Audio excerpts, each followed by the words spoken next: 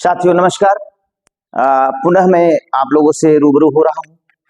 Early intervention में अभी हमने पिछले वीडियो में बात किया था। इस पर बेहद ये सेकेंड पार्ट है। सेकेंड पार्ट पे हम चर्चा करते हैं अर्ली इंटरवेंशन के क्षेत्र। अर्ली इंटरवेंशन में क्या क्या सेवाएं होती हैं, सुविधाएं होती हैं। सबसे पहला होता है इसमें, इसका क्षेत्र जो है वो शारीरिक विकास। शारीरिक विकास बहुत अच्छे से हो सकता है ऐसे बच्चों में। भाषा एवं संप्रेषण, भाषा एवं संप्रेषण पे बात आती है। Speech and language, speech and language का भी विकास हो सकता है, अधिक से अधिक विकास हो सकता है। दूसरी बात आती है संज्ञानात्मक विकास, कॉग्निटिव डेवलपमेंट। उन्हें अच्छा और बुरा, उन्हें गलत और सही के बारे में पता होगा। सामाजिक भावात्मक स्व देखभाल की कौशल, स्व देखभाल का कौशल बच्चों में विकास होता है। अपने से वो स्वयं के बारे में जान सकते हैं, स्वयं के बारे में क्या करना चाहिए, क्या नहीं करना चाहिए, क्या अच्छा है और क्या बुरा है, कब हमें क्या चीज करना चाहिए, किससे समाज को हमारे द्वारा किए गए कार्य से दुख पहुंच सकता है, कौन से कार्य को करने से हमारे द्वारा समस्या हो सकती है। इन सब चीजों पर ध्यान देना। अर्ली इंटरवेंशन में जो सुविधाएं दी गई हैं उस पर बात करते हैं हम। सबसे पहले बात आती है फिजियोथेरेपी। फिजियोथेरेपी एक ऐसी थेरेपी है, वो कहा गया है करत करत अभ्यास ते जड़मति होत सुजान, रसरी आवत जात ते सिर पर पड़त निशान। यदि हम बार बार किसी काम को करते हैं तो उसको अच्छे ढंग से सीख जाते हैं, वही है फिजियोथेरेपी। कहीं पर हमको समस्या है, उस समस्या को दूर करने के लिए, बार बार सही करने के लिए, बार बार सही तरह से उसकी फिजियोथेरेपी उस पर की जाती है, तो वह अच्छे से उस पर विकास हो सकता है और होता भी है। अगली थेरेपी आती है स्पीच एंड लैंग्वेज थेरेपी। सबसे बात आती है श्रवण बाधिता में। अगर श्रवण बाधिता है, उस बच्चे में श्रवण बाधिता अगर है किसी प्रकार, किसी भी बच्चे में, तो उसमें स्पीच थेरेपी यदि कराई जाए तो बच्चों में समस्या को कम किया जा सकता है। हम सभी लोगों को यह ध्यान देना है कि हमें जो हमारे श्रवण बाधित बच्चे हैं उनको हमें भाषाई विकास कराना है। साइन लैंग्वेज भी एक भाषा है, परंतु वह प्रोफाउंड बच्चों के लिए है। जिन बच्चों की भाषाई विकास हो सकते हैं जिनमें, उन बच्चों को अवश्य ध्यान देना चाहिए। उन बच्चों को अवश्य हम चाहें तो वो करा सकते हैं। तो स्पीच एंड लैंग्वेज, भाषा और वाणी दोनों का विकास हमको करना है। उनका अगर हम स्पीच कराते हैं तो भाषा का भी विकास होगा और वाणी का भी विकास होगा। विशेष शिक्षा सेवाएं, स्पेशल एजुकेशन जो प्रोवाइड करता है, स्पेशल एजुकेशन जो समस्याओं को कम करने के लिए व्यवस्था किया है, भारत सरकार ने किया है। अन्य सामाजिक संस्थान भी कर रहे हैं, सोशल वर्कर भी कर रहे हैं, स्पेशल एजुकेटर भी कर रहे हैं। यूनिवर्सिटी लेवल पे हो रहा है, माध्यमिक शिक्षा अभियान में हो रहा है, सर्व शिक्षा अभियान में हो रहा है। और कई लोग तो पूछते हैं कि सर्व शिक्षा अभियान तो अभी चल रहा है। तो मैं आप लोगों को एक जानकारी दे दूं कि सर्व शिक्षा अभियान का नाम बदल गया है, जिसका नाम समग्र शिक्षा अभियान हो गया है। बहुत सारे क्वेश्चन पूछे जाते हैं, तो क्वेश्चन में ऐसे जवाब आते हैं कि सर्व शिक्षा अभियान, सर अभी सर्व शिक्षा अभियान चल रहा है। तो आप लोगों को एक जानकारी दे दूं कि सर्व शिक्षा अभियान का नाम बदलकर समग्र शिक्षा अभियान कर दिया गया है। माता पिता परामर्श, पेरेंट्स काउंसलिंग, सबसे मोस्ट इंपॉर्टेंट बात। ये इतनी आवश्यक जरूरी चीजें हैं, जैसे कि किसी भी व्यक्ति को डॉक्टर ने देख लिया, डॉक्टर ने उसकी जांच कर ली, लेकिन उसको दवा न खिलाया जाए, उसी प्रकार से है।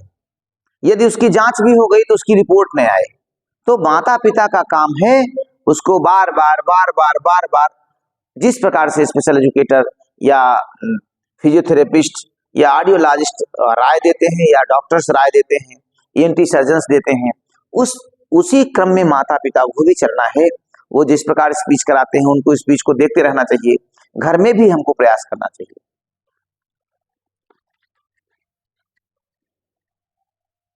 इसके बाद आती है बात निदान की। इससे छुटकारा हम कैसे मिल सकता है दिव्यांगता से? तो निदान वह प्रक्रिया है जिसके माध्यम से किसी व्यक्ति की बीमारी, विकार या समस्या की पहचान की जाती है। यह चिकित्सीय, शैक्षिक, मनोवैज्ञानिक तथा विशेष शिक्षा, स्पेशल एजुकेशन जैसे विभिन्न क्षेत्रों में एक अत्यंत महत्वपूर्ण चरण होता है। कोई भी क्षेत्र हो, एक अत्यंत महत्वपूर्ण चरण होता है, एक अत्यंत महत्वपूर्ण जानकारी होती है, तो उस क्षेत्र में भी काम कर सकते हैं। निदान वह वैज्ञानिक एवं व्यवस्थित प्रक्रिया है जिसमें लक्षणों, परीक्षणों और अवलोकन के आधार पर किसी रोग या समस्या के वास्तविक कारण का निर्धारण किया जाता है। आपने सुना होगा कि निदान केंद्र खुले हुए हैं।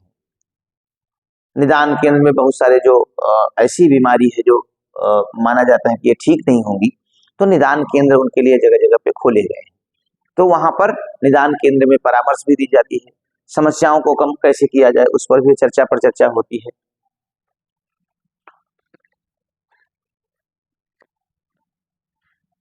हाँ, अगली बात आती है निदान केंद्र के उद्देश्य। इसके उद्देश्य क्या है? समस्या या रोग की सही पहचान करना, समस्या के कारणों का विश्लेषण करना, उपयुक्त उपचार, शिक्षण या हस्तक्षेप योजना बनाना। निदान में यदि उपयुक्त हस्तक्षेप नहीं किया गया, उपयुक्त जानकारी नहीं दी गई या उस पर एक प्लान आउट नहीं किया गया, प्लान अप नहीं किया गया, तो हम उसका निदान करने में सफल हो ही नहीं सकते। क्योंकि किसी काम को करने के लिए एक हमको रूट मैप बनाना होता है। अगर हम उस रूट मैप पर चल रहे हैं, रोड मैप पे चल रहे हैं, या मेरे द्वारा जो कार्यकुशलता की जा रही है, अगर हमने एक प्लान आउट कर लिया है, तो ये मान लीजिए कि मेरा काम सफल हो सकता है। उपयुक्त उपचार, शिक्षण या हस्तक्षेप की योजना बनाना, समस्या की गंभीरता का आकलन करना। यदि हम बार बार किसी से जांच करते हैं, पूछते हैं, जानते हैं, तो हम उसमें कुछ हद तक हम मदद कर सकते हैं। हम उसको कम करने में हम सहायता दे सकते हैं, हम कम कर सकते हैं। भविष्य में होने वाली जटिलताओं को रोकना।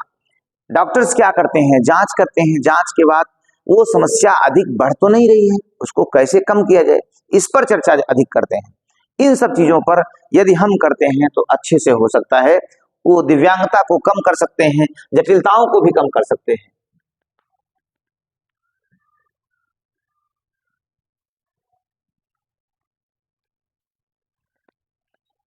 निदान के प्रमुख प्रकार क्या क्या हैं? चिकित्सीय निदान, मेडिकल डायग्नोसिस जो होती है, अगर मेडिकल डायग्नोसिस कराया जाए तो उसमें निदान हो सकता है। रोगों की पहचान जैसे मधुमेह, टीबी, जैसे मैंने बताया कि बहुत सारे बीमारी के बारे में नाम नहीं लेते, क्योंकि बहुत सारे लोग मैसेज भी करते हैं कि सर ऐसे बीमारियों का नाम लेने से समाज में एक अलग प्रकार का वो फैलता है। तो प्रयास करिए सर कि ऐसे वीडियोज मतलब नाम न लेकर के संकेतों के माध्यम से बता दीजिए, हम लोग समझ जाएंगे।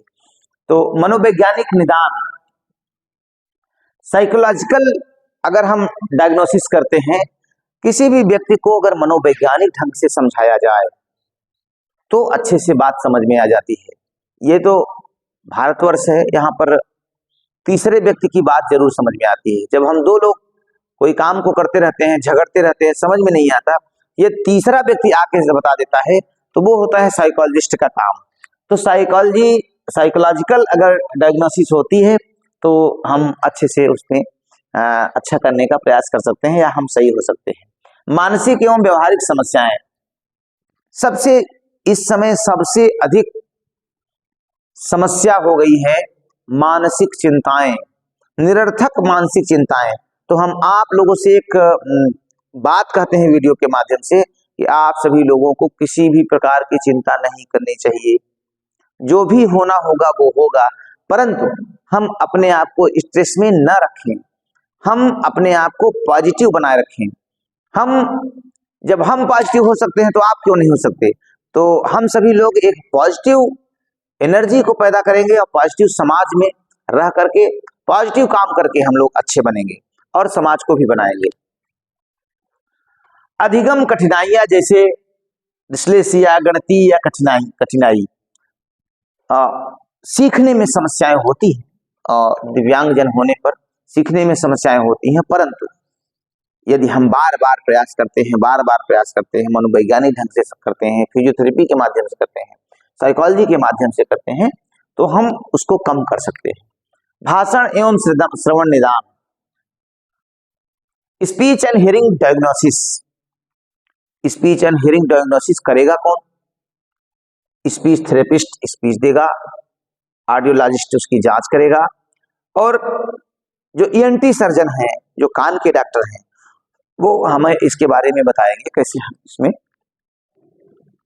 इसको कम कर सकते हैं या खत्म कर सकते हैं।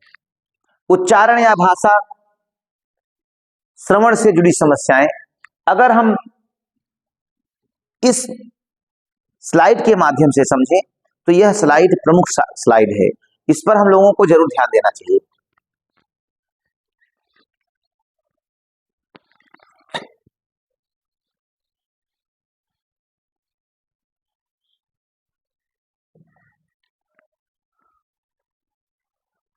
अब इस प्रक्रिया में आप देखिए बहुत ही महत्वपूर्ण बात आ गई, निदान की प्रक्रिया।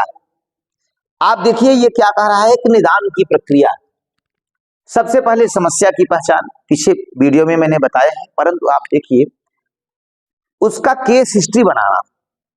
Case history is very important point is hearing impairment या अदर डिसेबिलिटीज। इसके बाद केस हिस्ट्री जब बन जाती है तो हम लोग अवलोकन करते हैं, उसका ऑब्जर्वेशन करते हैं। ऑब्जर्वेशन में देखते हैं कि केस हिस्ट्री में कैसे कैसे बच्चे में समस्या आई, क्योंकि बगैर किसी व्यक्ति की केस हिस्ट्री जाने हम किसी चीज को कम नहीं कर सकते, किसी चीज को जान नहीं सकते। हमें उसके बारे में, पूर्व के बारे में जानकारी होगी, तभी हम उससे बात कर पाएंगे। मानकीकृत परीक्षण, जो टेस्ट भी कराए जाएं वो मानकीकृत हों और प्रमाणित हों। प्रमाणित टेस्ट के माध्यम से अगर हम करते हैं तो वो हम सफलता प्राप्त कर जाएंगे उसकी दिव्यांगता को कम करने या समाप्त करने में। निष्कर्ष, परिणामों का विश्लेषण करें, जो परिणाम आए उस पर विश्लेषित करें। निष्कर्ष एवं रिपोर्ट तैयार करना। अगली बात आती है रिपोर्ट भी हम तैयार करते हैं। अगली बात में हम रिपोर्ट तैयार करते हैं, बच्चों को कैसे हम जोड़ेंगे, कैसे बच्चों में दिव्यांगता कम किया जाए, इनको समाज की मुख्य धारा में कैसे जोड़ा जाए, ऐसे लोगों को हम इस काम को निष्कर्ष एवं रिपोर्ट तैयार करके कुछ न कुछ हम अच्छा सा काम कर सकते हैं। निदान का महत्व, सही उपचार एवं शिक्षण रणनीतियां संभव होती हैं। अगर निदान मतलब हमने इन सब बातों को कर लिया, जानकारी ले ली, तो हम सही उपचार एवं शिक्षण बच्चों को दे सकते हैं कि इनको किस प्रकार की स्पीच चाहिए, किस प्रकार के इसमें समस्याएं हैं कि कैसे कम किया जा सकता है, और समय पर हस्तक्षेप भी किया जा सकता है। ये हमारी बात आ गई है। और व्यक्ति के समग्र विकास में सहायता मिलती है। हमारा विकास, समग्र विकास सिर्फ पढ़ाई करना नहीं है, बल्कि समाज की मुख्य धारा में या समाज को एक अच्छा संदेश भी देना है। संसाधनों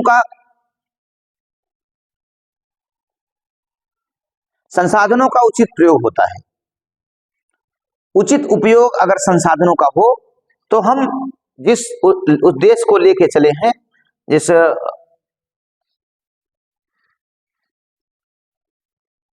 चिकित्सीय पुनर्वास पर बात जो हमने कहा कि इस पर बात करते हैं कि चिकित्सीय पुनर्वास वह समन्वित उपचार प्रक्रिया है जिसके माध्यम से किसी बीमार, चोट, दुर्घटना या दिव्यांगता प्रभावित व्यक्तियों को उसकी शारीरिक और मानसिक कार्यात्मक क्षमता को पुनः प्राप्त करने। देखिए, जब किसी में डिसेबिलिटी आती है तो उसकी कार्यात्मक क्षमता बिल्कुल कम हो जाती है, तो उसको हम पॉजिटिव रह करके उसको हम उसकी दिव्यांगता को कैसे एडिशनल टूल्स दे करके, असिस्टिव डिवाइस के माध्यम से, यदि हम उनको जो उपकरण है, उपकरण के माध्यम से उनको हम विभिन्न प्रकार की समस्याओं को कम करने के लिए हम चाहें तो उनको उपकरण उपलब्ध करा करके कम कर सकते हैं। दिव्यांगता खत्म तो नहीं कर सकते, लेकिन हम उसको कम कर सकते हैं और समाज की मुख्य धारा में उन्हें जोड़ सकते हैं। जिस चीज से वो वंचित है। अधिकतम स्तर तक विकसित करने में सहायता दी जाती है। इसका मुख्य उद्देश्य रोगी को स्वतंत्र और आत्मनिर्भर, वही बात आ गई जो मैंने पीछे कहा, रोगी को स्वतंत्र और आत्मनिर्भर बनाना है। हमें आत्मनिर्भर भारत की तरह दिव्यांगजनों को भी आत्मनिर्भर ही बनाना है। उनको आत्मनिर्भर बना करके हम आगे बढ़ सकते हैं। विश्व स्वास्थ्य संगठन भी कहता है, WHO के अनुसार चिकित्सीय पुनर्वसन ऐसी सेवाओं का समूह है जो व्यक्ति की कार्य क्षमताओं को रखने, सुधारने या पुनर्स्थापित करने में सहायता उत्पन्न करती है। तो अगली बात, सबसे मेन हम पॉइंट पर आते हैं, हम लास्ट में आ गए हैं। तो निष्कर्ष पे प्रारंभिक हस्तक्षेप, निदान, चिकित्सीय पुनर्वास, तीनों प्रकार की प्रक्रियाएं परस्पर जुड़ी हुई हैं। ये चाहे वो हस्तक्षेप हो, चाहे निदान हो, चाहे चिकित्सीय हो, ये तीनों एक दूसरे के पूरक हो। अगर इन तीनों में कहीं एक भी कमी पाई गई तो वो पूर्ण नहीं हो सकता। इसलिए हमको यह ध्यान देना है कि तीनों कार्य को करना है, तीनों कार्य को करने के बाद ही कम कर सकते हैं। समय पर हस्तक्षेप, सही निदान, प्रभावी चिकित्सा पुनर्वास संभव हो सकता है, जिससे विशेष आवश्यकता वाले बच्चों का समग्र विकास सुनिश्चित किया जा सकता है। चिकित्सीय पुनर्वास केवल उपचार नहीं बल्कि समग्र विकास की प्रक्रिया है, जो व्यक्ति को शारीरिक, मानसिक और सामाजिक रूप से सशक्त बनाती है। यह आधुनिक सेवाओं का एक अनिवार्य अंग है। चिकित्सीय सेवाएं भी हमारे लिए बहुत अनिवार्य जरूरी चीजें हैं। जैसे हम भोजन लेते हैं, उठते हैं, सोते हैं, जगते हैं, अच्छे कार्य करते हैं, उसी प्रकार से यदि हमारे शरीर में कुछ कमियां होती हैं या क्षति होती है या अक्षमता होती है, तो क्षति और अक्षमता में हम चिकित्सीय सेवाएं लेते हैं, चिकित्सीय पुनर्वसन लेते हैं।